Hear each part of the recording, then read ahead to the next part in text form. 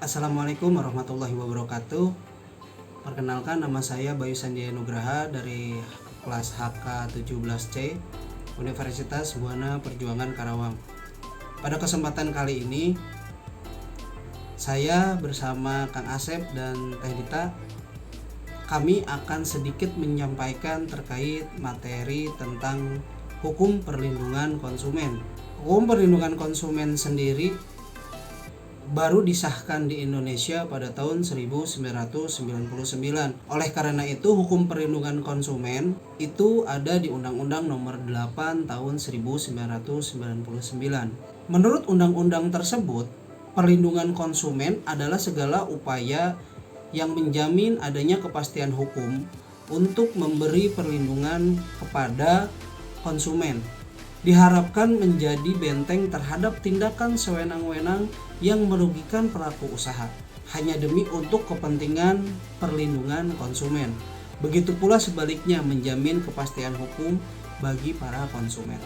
Menurut AZ Nasution, perlindungan konsumen adalah bagian dari hukum yang memuat asas-asas atau kaidah-kaidah yang bersifat mengatur dan juga mengandung sifat yang melindungi kepentingan konsumen. Hukum konsumen diartikan sebagai keseluruhan asas-asas dan kaidah-kaidah hukum yang mengatur hubungan dan masalah antara berbagai pihak satu sama lain yang berkaitan dengan barang atau jasa konsumen dalam pergaulan hidup. Kemudian sejarah perlindungan konsumen di Indonesia sendiri dimulai atau terjadi pada dekade 1970-an, ditandai dengan berdirinya Yayasan Lembaga Konsumen Indonesia pada bulan Mei 1973. YLKI sendiri berdiri ketika kondisi politik bangsa Indonesia pada saat itu masih dibayang-bayangi dengan kampanye penggunaan produk dalam negeri. Namun seiring perkembangan waktu, gerakan perlindungan konsumen dilakukan melalui koridor hukum yang resmi, yaitu bagaimana memberikan bantuan kepada masyarakat atau konsumen. Kemudian dekade 1980-an, gerakan atau perjuangan untuk mewujudkan sebuah undang-undang tentang perlindungan konsumen dilakukan secara bertahun-tahun. Masa Orde Baru, pemerintah dan Dewan Perwakilan Rakyat tidak memiliki perhatian besar untuk mewujudkannya. Terbukti dengan selalu ditundanya pengesahan rancangan undang-undang tentang perlindungan konsumen atau disingkat RUU PK, yang kemudian pada era reformasi, yakni pada kepemimpinan atau pada masa pemerintahan Presiden B.J. Habibie, RUU PK secara resmi disahkan sebagai Undang-Undang Perlindungan Konsumen.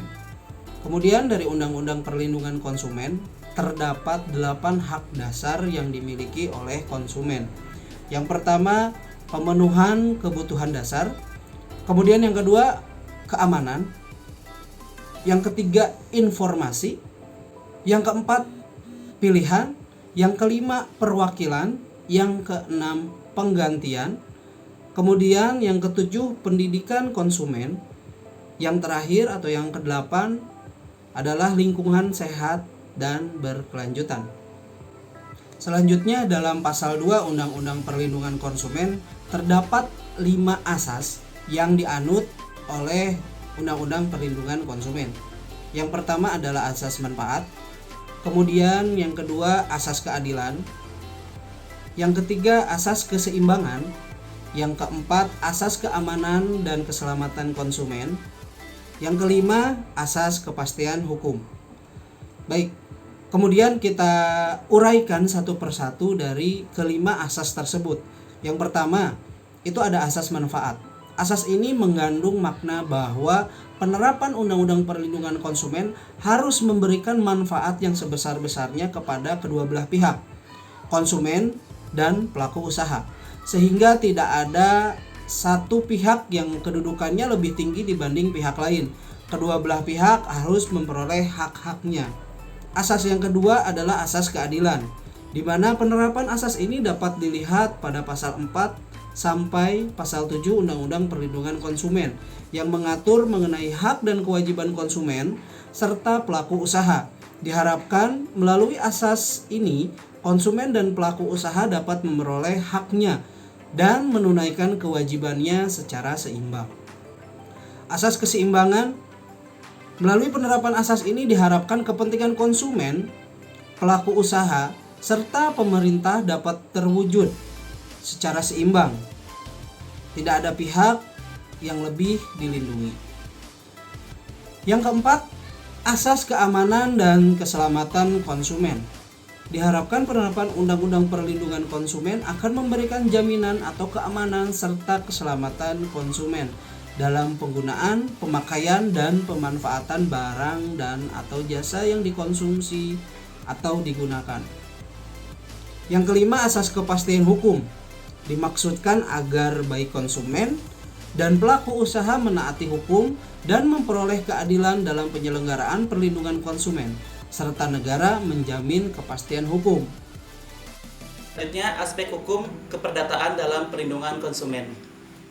Hukum perlindungan konsumen dalam hukum perdata yang dimaksud adalah pengertian hukum perdata dalam arti luas, yakni hukum perdata yang terdapat dalam Kitab Undang-Undang Hukum Perdata, Kitab Undang-Undang Hukum Perdata, serta peraturan perundang-undangan nasional tergolong dalam hukum privat. Dalam KUH dagang yang berkaitan pengangkutan asuransi dan lain-lain. Dalam peraturan perundang-undangan nasional yang terdapat dalam Undang-Undang Pangan. Permasalahan hukum yang terjadi antara pelaku usaha dan konsumen akibat salah satu pihak tidak mematuhi perjanjian transaksi ataupun perserbangan dengan ketentuan sebagaimana diatur dalam Undang-Undang Nomor 8 Tahun 1969 tentang Perlindungan Konsumen. Lazimnya dikenal dengan istilah sengketa konsumen. Sengketa konsumen bersumber dari dua hal. Yang pertama, pelaku usaha tidak melaksanakan kewajiban sebagaimana diatur dalam UPK. Yang kedua, pelaku usaha atau konsumen tidak mematuhi isi perjanjian yang di atas dasar kesepakatan keduanya. Penyelesaian sengketa konsumen. Undang-Undang Perlindungan Konsumen memberikan dua macam ruang yang dapat ditempuh dalam menyelesaikan sengketa konsumen. Yang pertama, pengadilan dan di luar pengadilan. Pasal 5 ayat 1 yang berbunyi, setiap konsumen yang dirugikan dapat menggugat pelaku usaha melalui lembaga yang bertugas menyelesaikan sengketa antara konsumen dan pelaku usaha atau melalui peradilan yang berada di lingkungan peradilan umum. Selanjutnya, aspek hukum pidana dalam perlindungan konsumen. Pasal 328, barang siapa yang menjual, menawarkan atau penyerahan makanan, minuman atau obat-obatan yang diketahui bahwa itu palsu dan menyembunyikan hal itu diancam dengan pidana penjara paling lama 4 tahun. Yang pasal 383, penjualan, penipu, pembeli tentang berbagai barang, keadaan, sifat, dan seterusnya. Pasal 386 ayat 1 menyangkut khusus barang, makanan, minuman, dan obat-obatan. Pasal 386 ayat 2, barang makanan, minuman, dan obat-obatan palsu yaitu yang harga dan guna obat tersebut menjadi berkurang karena telah dicampur dengan bahan-bahan lain dan seterusnya. Yang terakhir itu mekanisme penyelesaian sengketa konsumen melalui BPSK. Undang-Undang Nomor 8 Tahun 1999 tentang Perlindungan Konsumen. Pasal 19 ayat 1 bahwa pelaku usaha bertanggung jawab memberikan ganti rugi atas kerusakan, pencemaran dan atau kerugian konsumen akibat mengkonsumsi barang dan atau jasa yang dihasilkan atau perdagangkan. Ganti rugi tersebut harus disanakan dalam tenggang waktu 7 hari setelah tanggal transaksi.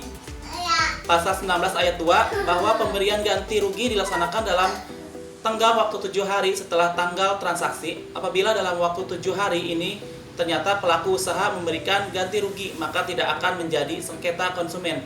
Namun sebaliknya, apabila dalam waktu 7 hari ini pelaku usaha tidak memberikan ganti rugi, maka akan terjadi sengketa konsumen. Sengketa konflik atau konsumen adalah suatu kondisi di mana pihak konsumen menghendaki agar pihak pelaku usaha berbuat atau tidak berbuat sesuatu yang diinginkan, tetapi pihak pelaku usaha menolak keinginan itu. Pasal 23, pelaku usaha yang menolak dan atau tidak memberi tanggapan dan atau tidak mematuhi ganti rugi atas ketentuan konsumen sebagaimana dimaksud dalam pasal 19 ayat 1, ayat 2 dan ayat 4 dapat digugat melalui Badan Penyelesaian Sengketa Konsumen atau mengajukan ke Badan Peradilan di tempat kedudukan konsumen. Selanjutnya, yaitu sumber-sumber hukum perlindungan konsumen. Secara normatif, Undang-Undang Nomor 8 Tahun 1999 tentang Perlindungan Konsumen atau UU-PK merupakan dasar hukum perlindungan konsumen di Indonesia. Namun demikian, pemberlakuan UU-PK tidaklah menghapuskan ketentuan peraturan perundang-undangan yang sebelumnya telah ada, yang juga memberikan perlindungan hukum kepada konsumen. Hal ini berdasarkan ketentuan peralihan pasal 64 UU-PK yang menyatakan bahwa segala ketentuan peraturan perundang-undangan yang bertujuan melindungi konsumen yang telah ada saat undang-undang ini diundangkan dinyatakan tetap berlaku sepanjang tidak diatur secara khusus dan atau tidak bertentangan dengan ketentuan dalam UU-PK. Artinya, bahwa UU-PK masih mengakui keberadaan peraturan perundang-undangan yang telah ada, yang juga bertujuan untuk melindungi konsumen. Hal ini sesuai dengan penjelasan umum UU-PK yang menyatakan bahwa Undang-Undang tentang Perlindungan Konsumen pada dasarnya bukan merupakan awal dan akhir dari hukum yang mengatur tentang perlindungan konsumen, sebab sampai pada terbentuknya Undang-Undang tentang Perlindungan Konsumen ini telah ada beberapa undang-undang yang materinya melindungi kepentingan konsumen. Beberapa undang-undang tersebut antara lain yaitu Kitab Undang-Undang Hukum Perdata atau disingkat KUH Perdata. Yang kedua, Undang-Undang Nomor 10 Tahun 1961 tentang Perpu Nomor 1 Tahun 1961 tentang Barang. Undang-Undang Nomor 2 Tahun 1966 tentang Higien. Undang-Undang Nomor 5 Tahun 1984 tentang Perindustrian. Undang-Undang Nomor 15 Tahun 1985 tentang Ketenagalistrikan. Dan yang terakhir, Undang-Undang Nomor 7 Tahun 1996 tentang Pangan dan lain-lain. Setelah itu, UU-PK juga masih memberikan ruang untuk pengaturan atau peraturan perundang-undangan baru yang bertujuan untuk perlindungan konsumen di Indonesia. Hal ini sesuai dengan penjelasan umum UU-PK yang menyatakan bahwa di kemudian hari masih terbuka kemungkinan terbentuknya undang-undang baru yang pada dasarnya memuat ketentuan-ketentuan yang melindungi konsumen. Dengan demikian, Undang-Undang Perlindungan Konsumen ini merupakan payung yang mengintegrasikan dan memperkuat penegakan hukum di bidang perlindungan konsumen. Setelah pemberlakuan UU-PK, terdapat beberapa perlindungan peraturan perundang-undangan baru yang juga bertujuan untuk melindungi kepentingan konsumen. Antara lain, yang pertama, Undang-Undang Nomor 36 Tahun 2009 tentang Kesehatan, Undang-Undang Nomor 21 Tahun 2001 tentang Otoritas Jasa Keuangan. Yang ketiga, Undang-Undang Nomor 33 Tahun 2004 tentang Jaminan Produk Halal.